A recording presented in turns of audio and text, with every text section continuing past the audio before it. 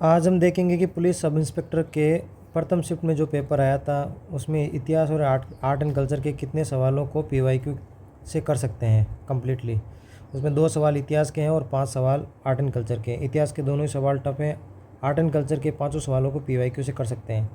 History के सवाल को पार्शियली पीवाईक्यू से कर सकते हैं। देखते हैं पहला सवाल क्या आया है। पहला सवाल एकीकरण से कि राजस्थान के एकीकरण में निम्नलिखित कथनों पर कौन सा सही है। पहला है कि क्या 25 मार्च 1948 में जो राज्यों का संघ बना उस संगठन का नाम संयुक्त राजस्थान था क्या। यह सवाल पीवाईक्यू से डायरेक्ट निकाला जा सकता है। देशी अभी आप ये यदि पीवाईक्यू पढ़ के गए हैं व्यवस्थित तरीके से तो लिखा है कि देशी रियासत जो 25 मार्च 1948 को गठित हुई थी उसका नाम संयुक्त राजस्थान था, उसमें कौन हिस्सा नहीं था। फिर ये और भी सवाल आया कि 25 मार्च 1948 को संयुक्त राजस्थान का जिस रियासत का विलय हुआ वह कौन सी थी। तो यदि पीवाईक्यू को ढंग से पढ़ा जाए तो ये पहला स्टेटमेंट आसानी से निकाला जा सकता है कि इसका स्टेटमेंट नंबर ए सही है। सबसे बड़ा ट्रैप ये 2 नंबर स्टेटमेंट है कि उदयपुर राज्य सम्मिलित होने के बाद मुख्यमंत्री तो माणिक्यलाल वर्मा को बनाया गया था, लेकिन उन्होंने शपथ 1 मई को ली गई थी। अब ये जो तीसरा चरण है इसमें एक डिबेट है कि दूसरे चरण के एकीकरण के बाद कुछ ही दिनों बाद उदयपुर भी उस संयुक्त राजस्थान में सम्मिलित होने के लिए तैयार हो गया था, लेकिन चूंकि उद्घाटन की डेट बहुत नज़दीक थी, तैयारियां हो चुकी थी, तो फिर इन्होंने तीसरे चरण को डिले किया और 18 अप्रैल को रखा। लेकिन यहाँ सबसे बड़ा ट्रेप यह है कि यदि 18 अप्रैल को उद्घाटन हुआ तीसरे चरण का संयुक्त राजस्थान या संयुक्त राजस्थान चरण 2 का, तो उसमें यदि मुख्यमंत्री माणिक्यलाल वर्मा को नियुक्त किया गया तो शपथ 1 मई 1948 को कैसे ली। तो ये इन्फॉर्मेशन सामान्य किताबों में नहीं मिलती है, लेकिन ये आरपी व्यास में जहाँ से आजकल लगातार सवाल आ रहा है उसमें एक हिंट जरूर दिया है, हालांकि एग्जैक्ट डेट नहीं है। यहाँ कहा कि जवाहरलाल नेहरू ने जो तीसरा संयुक्त राजस्थान का जो जिसमें उदयपुर शामिल हुआ है इसमें जिसमें संयुक्त राजस्थान दूसरा चरण जिसमें हो रहा है उसकी बात चल रही है कि 18 अप्रैल 1948 को भारत सरकार ने पंडित नेहरू ने उद्घाटन किया। उसकी ये एरिया हो गया, ये जनसंख्या हो गई, इतनी इनकम हो गई, किस किस को क्या नियुक्त किया गया और माणिक्यलाल वर्मा को मुख्यमंत्री बनाया गया। इसके जस्ट अगले पेज में देखो आप एक स्टोरी है, यदि इसको आप ढंग से पढ़ो तो पता चलेगा कि उसी दिन नहीं किया गया था, शपथ नहीं दिलाई गई थी।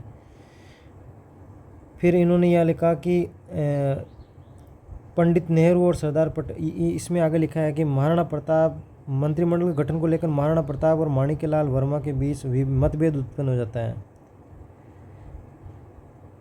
फिर महाराणा ने आग्रह किया कि मुख्यमंत्री अपने मंत्रिमंडल में जागीरदार के प्रतिनिधियों को स्थान दें। हालांकि वर्मा जी ये जागीरदार वर्ग के प्रभावशाली वर्ग जो जनहितैषी नहीं थे उनको शामिल नहीं करना चाह रहे थे, तो दोनों में मतभेद हो गया। फिर पंडित नेहरू और जवाहरलाल सरदार पटेल को हस्तक्षेप करना पड़ा। फिर इन्होंने जो माणिक्यलाल वर्मा को इन दोनों ने जो सूची भेजी उन पे ये सहमत हो गया, चलो ठीक है भाई इस पर मैं हस्ताक्षर करता हूँ। उसने जागीरदारों के प्रतिनिधि के लिए जोर नहीं दिया। सूची के अनुसार उसके मंत्रिमंडल में ये व्यक्ति थे और फिर इन्होंने मंत्री पद की शपथ ली। इसका मतलब ये हुआ कि 18 अप्रैल 1948 को उद्घाटन होने के बाद भी मंत्रिमंडल फाइनल नहीं हुआ था। जब कंप्लीट मंत्रिमंडल फाइनल हुआ, डिबेट चली, पंडित नेहरू और सरदार पटेल ने हस्तक्षेप किया, उनकी सूची दी गई, उसके बाद इन्होंने शपथ ली। तो उसके साथ ही शायद माणिक्यलाल वर्मा ने शपथ ली।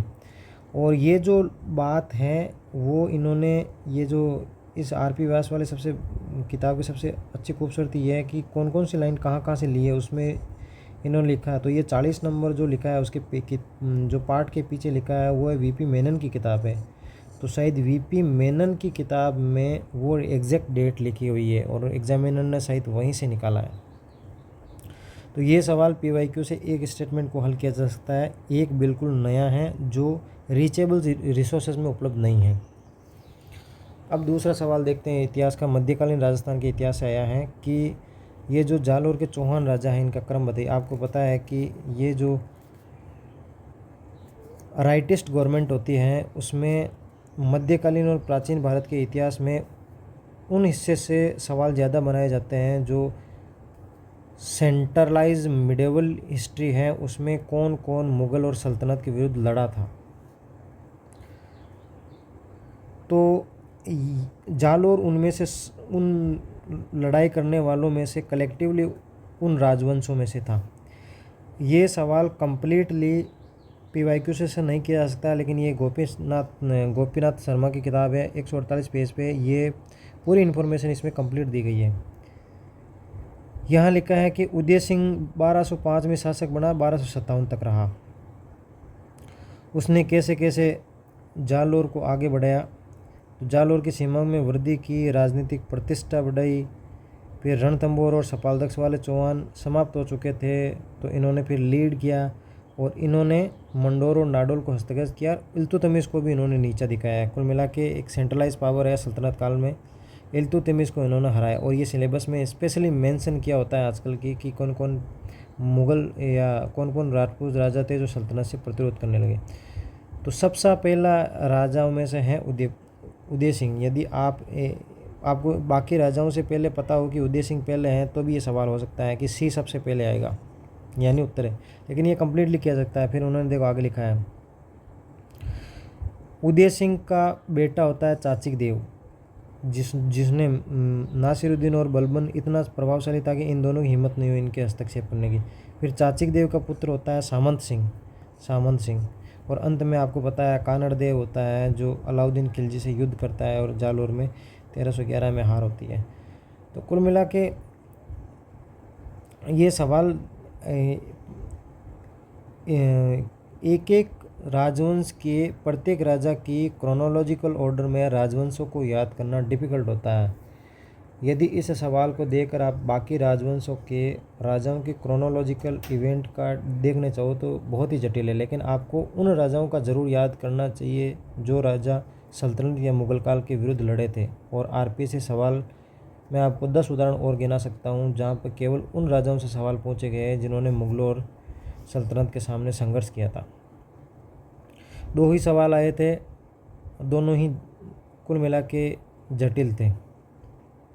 अब देखते हैं आर्ट एंड कल्चर के 5 ही सवाल इजी थे, आसानी से किए जा सकते हैं। ये सबसे ज़्यादा पिछले 20 सालों में रिपीटेड सवाल है कि कौन सा है। आपको पता है गागरोन ओद मतलब होता है जल, तो ये जल है, काली सिंध नदी पे बना हुआ है। ये कई बार सवाल आया है, मैंने एक सवाल अभी 2025 का डाला है, ओदक दुर्ग गागरोन है।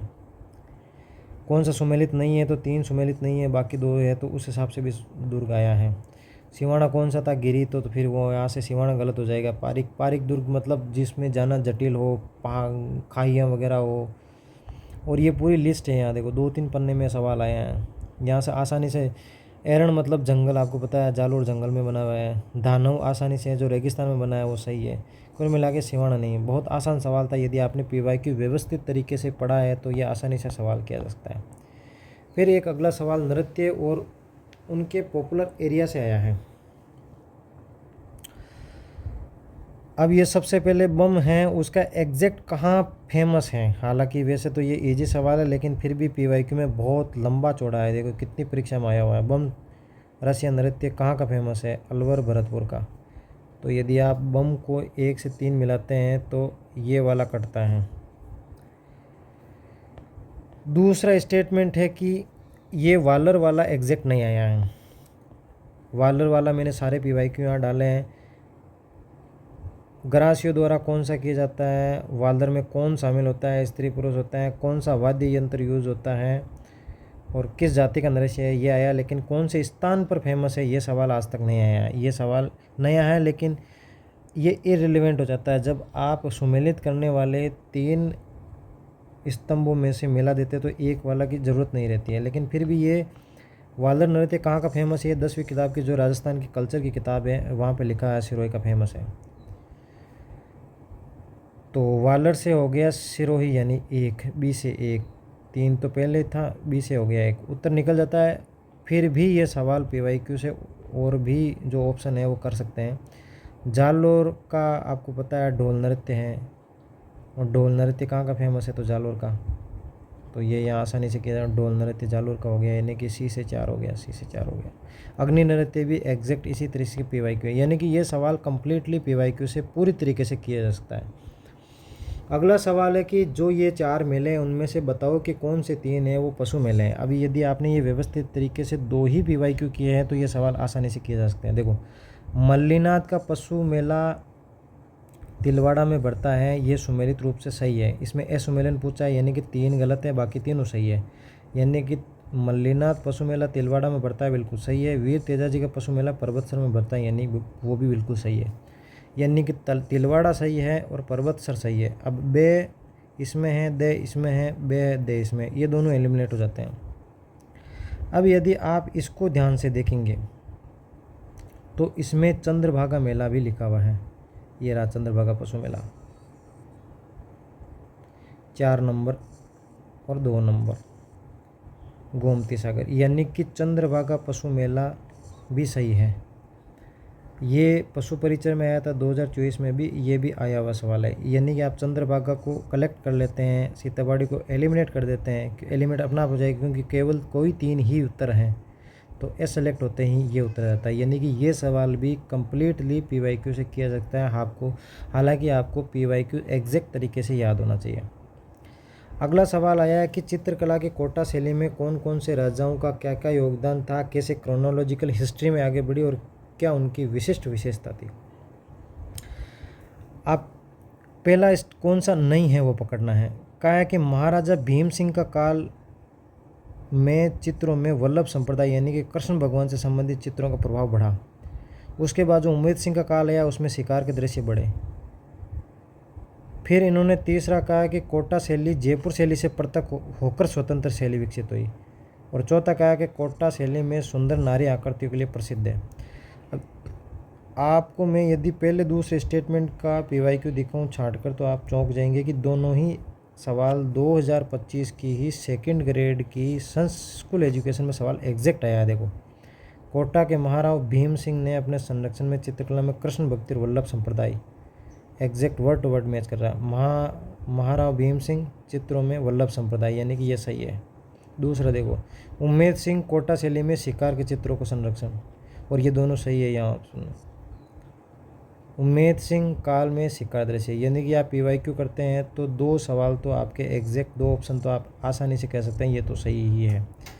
अब रही बात तीसरे और चौथे की, थीम या नैसर्गिक विशेषता से संबंधित अभी तक कोटा शैली से सवाल नहीं आया है, लेकिन ये 10वीं क्लास की किताब आप पढ़ते हैं तो उसमें आसानी से अंदाज़ा लगता है। स्त्री आकृतियों में कोटा शैली में अत्यंत सुंदर चित्रण किया है। पीन अधर है, सुदीर्घ नासिका है, पतली कमर है, कोमल खिले हुए सुंदर अलकावली नारी आकृति को जीवंत प्रदर्शित किया गया है। कुल मिला के ये बात सच है, कोटा शैली में सुंदर नारी आकृति का चित्रण किया। ये जनरल स्टेटमेंट है।